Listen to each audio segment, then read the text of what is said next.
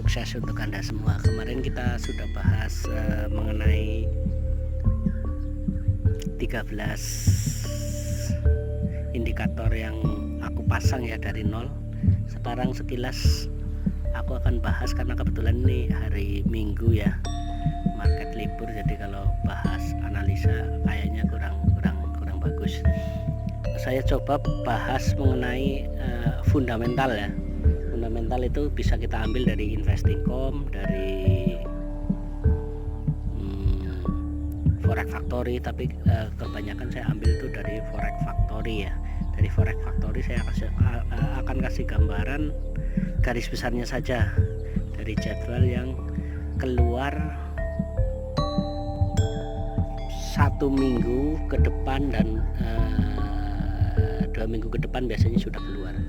Nah ini kemarin, hari ini untuk hari besok ada ya, untuk pekan besok, ini pekan ini masuknya. Nah ini biasanya kalau saya mapping fundamental itu saya kumpulkan ya, mana berita yang medium, mana berita yang high impact, mana yang low. Yang low biasanya saya abaikan. Ini cara Anda download di download Forex Factory di Play Store ya, saya tunjukkan dari awal sekalian. Di Play Store, ini Play Store, Anda ketik Forex kalender ya, Forex kalender, ini urutan 2 dari atas. Forex kalender ini bisa. Nah ini karena saya udah download jadi saya tinggal update, cuman nggak saya update ya karena baru minggu kemarin nih saya update. Jadi Anda silahkan diinstal, klik install, habis itu Anda buka. Saya langsung aja menuju ke TKP ya, buka. Nah Anda bisa setting kalau mau dalam bahasa Inggris bisa, tetap nggak usah dirubah-rubah, tapi kalau pengen bahasa Indonesia Anda setting di menu setting ini di sini nih. Pilih pair yang Anda biasa tradingkan, misalkan Euro USD, berarti centrang Euro USD, misalkan GBP Anda sering trading di situ, juga centrang di situ ya. NZD, AUD itu bisa dipilih, kemudian klik terapkan ya. Terus yang bahasa ini saya lagi cari yang bahasa, settingannya itu di sebelah mana ya, language. Yang bahasa ini pengaturan ya, bahasa ini. Nah bahasa ini Anda bisa pilih, misalkan Anda bisa bahasa Jerman, pilih aja bahasa Jerman. Bisa bahasa Jepang, pilih bahasa Jepang. Kalau tahunya bahasa Indonesia ya udah pilih bahasa Indonesia ya, itu di klik bahasa Indonesia, biar tunggu beberapa saat. Kalau memang belum muncul bahasa Indonesianya, Anda keluar dulu, nanti keluar dulu, maksudnya keluar Forex Factory-nya dikeluarin, nanti diklik lagi agar terbuka settingan pembaharuannya gitu ya. Itu untuk awal cara download Forex Factory untuk bisa memantau berita yang akan muncul jadwalnya di minggu besok dan minggu depannya biasanya. Kalau hari Minggu jam segini udah minggu, untuk minggu ini berarti besok mulai Senin itu udah muncul. Nah itu ya. Nah, Anda bisa pantau, nggak usah daftar karena Anda nggak trading di sana ya. Anda bisa pantau tiap hari Minggu itu jadwal dalam 1 minggu, biasanya aku seperti itu. Saya pilih yang high impact itu berita apa, misalkan ada interest rate, ada cut rate, terus ada NFP, ada VOMC, terus ada ECB. Nah itu keterangan satu mengenai berita-berita news yang masuk kategori high impact, medium impact maupun low impact, itu saya ada di web saya ada 3, di Kaskus juga ada, terus di WordPress juga saya sudah siapin. Kalau di grup Telegram memang ada rangkumannya, saya simpen dari dulu ya, udah lama. Itu ada semua, jadi kategori masuk high impact, medium impact maupun low impact itu ada lengkap. insya Allah Anda nggak akan kecewa, asal ada kemauan, ada tekad untuk bisa tahu fundamen itu seperti apa sih. Jadi kita nggak bisa mengabaikan. Memang oke lah ada beberapa pendapat mengatakan bahwa saya nggak pernah memakai fundamental nih, saya selamanya pakai teknikal, itu sah-sah saja, saya pun nggak melarang. Cuman kalau menurut pendapat saya, fundamen sebagai gambaran besar aja itu bagi saya untuk kita ketahui itu nggak ada salahnya. Jadi kita misalkan untuk menghindari pasar itu bisa dilihat dari news-news yang high impact ya, itu bisa dilihat di situ. Kita menghindar pasar, masuk lagi sesuai teknikal, nanti setelah news selesai, itu bisa juga dipakai begitu. Oke, kita lihat misalkan untuk besok nih. Untuk besok ini ada inflasi sekuritas AUD nih ya. Saya fokus ke Euro USD. Euro USD itu pesanan pabrik musiman. Data sebelumnya itu min 25, prediksinya 15,0% ya. Penjualan retail, data sebelumnya min 19,6%, prediksinya yang tengah ini prediksi ya, konsensus itu prediksi min 7,5%. Terus yang IMP itu sebelumnya 46,7, prediksinya tetap. IMP tetap produksinya. Nah ini ada USD ISM ya. ISM ini prediksinya turun dari 55,6 ke 53,9. Indeks pesanan baru non manufaktur ini naik. Terus ISM yang manufaktur ini prediksinya membaik ya. Jadi ada peluang untuk pagi hari Senin, ada peluang untuk tetap up, cari setup untuk turun di berita di ISM. Prediksi saya tetap market itu sideway ya, sideway, nggak ada berita-berita yang begitu menyolok. Nah ini pas ISM ini ada peluang untuk turun ya. Kita lihat yang hari Selasa. Hari Selasa ini keputusan suku bunga ini AUD dan laporan kebijakan. Ini suku bunga tetap, ini kita abaikan dulu karena fokus kita untuk pemula itu di Euro USD ya. Ini keputusan suku bunga tetap. Biasanya kalau prediksi saya keputusan suku bunga tetap itu peluang harga up, tinggal laporan kebijakan moneternya itu seperti apa. Itu biasanya seperti itu.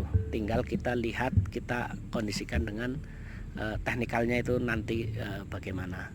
Jadi saya menggunakannya memang dua ya, teknikal sama fundamental. Jadi nggak bisa saya tinggalkan keduanya.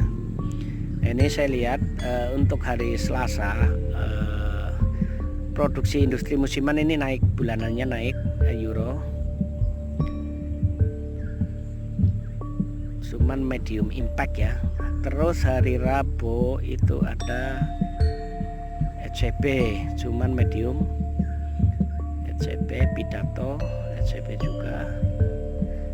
Terus hari Kamis itu klaim tunjangan awal, ini biasanya pengaruhnya besar kali. Klaim tunjangan pengangguran awal.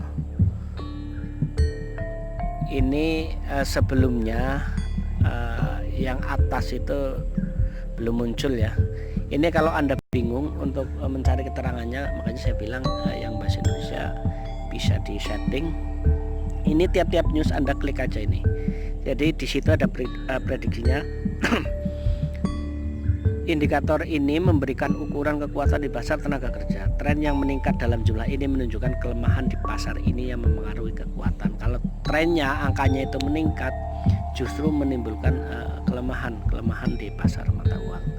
Jika angkanya kita balik, klaim tunjangan pengangguran awal yang bawah ya, ini menurun ya. Kita klik, baca lagi. lebih besar dari yang diharapkan menunjukkan melemahnya pasar. Kalau lebih besar itu lemah, mata uangnya lemah ya.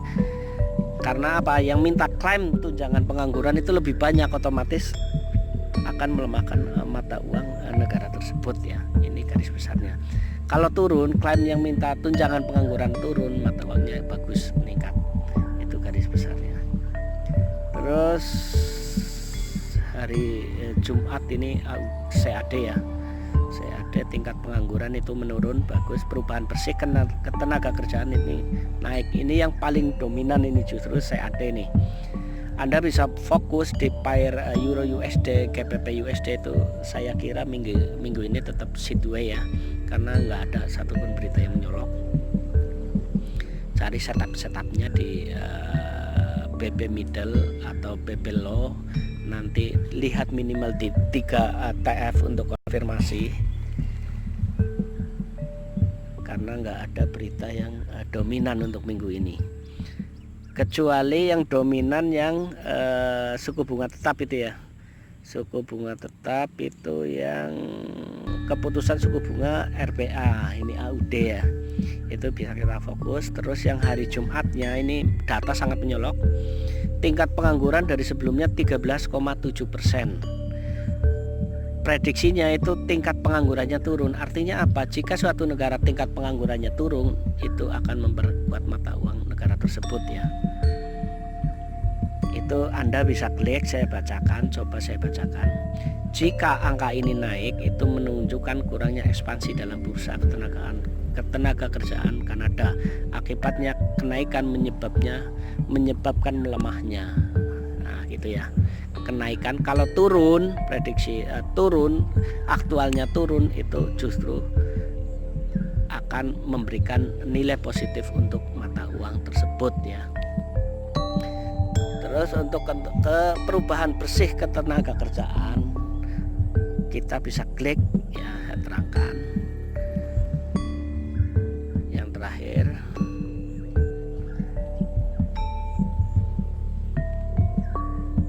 perubahan ketenaga kerjaan yang dirilis oleh instansi statistik Kanada adalah ukuran dari perubahan dalam jumlah orang yang dipekerjakan di Kanada. Secara umum, kenaikan indikator ini memiliki implikasi positif bagi pengeluaran konsumen yang merangsang pertumbuhan ekonomi. Oleh karena itu, pembacaan yang tinggi dipandang sebagai positif atau bullish. Untuk CAD pembacaannya lebih tinggi itu bullish ya. Ini pembacaannya dari 289,6K ke 675. Ini artinya menguat ya, sangat menguat. Ini yang paling dominan, tingkat pengangguran dan perubahan bersih ketenagakerjaan ini bagus untuk CAD nih. Prediksi saya itu bagus untuk CAD. Ini Anda bisa fokus dengan pair yang berkorelasi dengan CAD, misalkan Euro CAD, USD CAD, kita korelasikan dengan yang itu. Itu sekilas ya garis besar mengenai fundamen. Ini baru pedoman awal ya, bagaimana Anda cara download di Play Store. Karena aku memakainya Forex Factory ya, bukan investing, saya pakainya Forex Factory. Anda bisa contoh tadi, dan di deskripsi juga aku kasih link-link yang berhubungan dengan cara download. Semuanya sudah beberapa tahun yang lalu udah aku masukkan ke web saya lengkap, dan termasuk di buku saya. Setiap apa yang aku terangkan itu sudah ada semua. Jadi Anda nggak bingung untuk memahami satu persatu gambaran awal ya, gambaran awal bahwa trading yang perlu dipelajari apa sih trading, technical, fundamen. Oke lah, kita dalami technical secara dalam, fundamennya nggak bisa ditinggalkan sebagai gambaran garis besar aja, nggak masalah. Ibaratnya technical sebagai isi rumah Anda, fundamennya adalah sebagai benteng atau tembok yang kuat di rumah Anda untuk menghindari pergerakan besar yang di luar sepengetahuan kita gitu. Saya kira itu ya untuk kali ini, semoga bermanfaat.